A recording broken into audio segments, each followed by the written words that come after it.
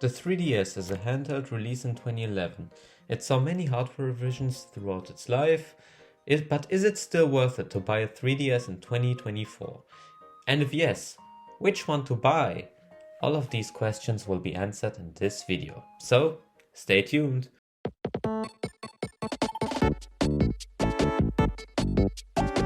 Starting off, should you buy a 3DS in 2024? In my opinion, if you have played every game you could ever play on your current gen console or PC and want to try something new, the 3DS would be a great option for those people. Due to it being not just only being able to play 3DS and DS games, but most of Nintendo's catalog, along with Sega Genesis and Game Gear. But with the recent closure of the eShop, you won't be able to download any games anymore. What is there to play if all of the games from the eShop aren't downloadable anymore? What if there would be another way to play games? I can show you a way, but it may be difficult to understand what capabilities will unlock if you choose this path.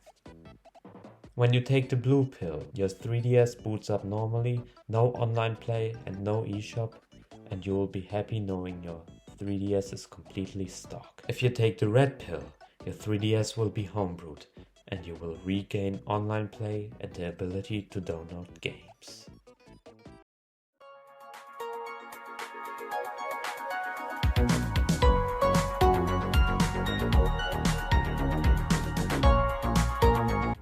Homebrewing the 3DS is a crucial part of keeping the 3DS relevant, due to it, 1. Not being very hard to pull off, 2. The opportunities that it opens when you homebrew your 3DS. The options are endless. Want to play Super Nintendo games on your old 3DS? No problem. Want to play Sonic Mania on the 3DS, even though it never officially existed on this platform? Easy. Want a custom theme? Anemone is the place to go.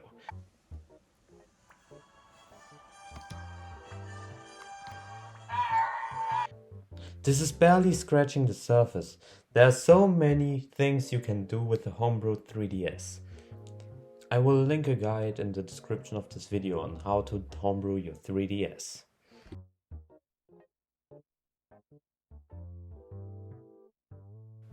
So now you want to buy a 3DS, but which one? There are so many of them. Deciding on which 3DS to buy is easy once you break it down. To start, there's the original 3DS, which released in 2011, which features a compact design while also feeling the most premium.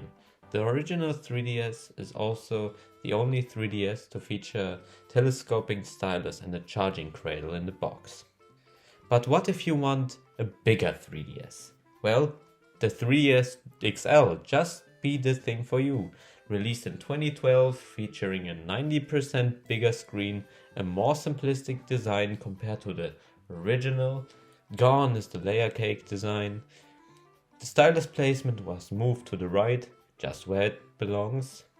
Sadly, the stylus no longer telescopes, but still being a solid option. Mate, I don't have any money, but I still want a 3DS. I hear you. And maybe the 2DS is just the thing for you, featuring a redesigned hingeless design and a way lower price tag compared to the 3DS. The 2DS is a solid option for those who want to experience a 3DS lineup without spending a lot of money. On the opposite of the spectrum, there's the new Nintendo 3DS and the new Nintendo 3DS XL, which both feature the new branding, which added features such as amiibo support built in, so you won't require the silly NFC reader. It also features more up-to-date internals, face tracking 3D, and a pen eraser. All of these features allowed the new 3DSs to play exclusive games that aren't branded as new Nintendo 3DS software, such as Minecraft or Xenoblade Chronicles. But both of these consoles come with a major caveat: their price. With their price tag you can buy a used Nintendo Switch. Lastly, for the 3DS models, there's the new Nintendo 2DS XL, the last 3DS model which released. which has almost all of the features of the new Nintendo 3DS XL, minus the 3D. And a way cheaper build quality. So that's it for the different 3DS models and should I buy a 3DS in 2024. I hope I could entertain all of you out there. If you like this video, please consider hitting the like and subscribe button down below. Until then, I will see you all later.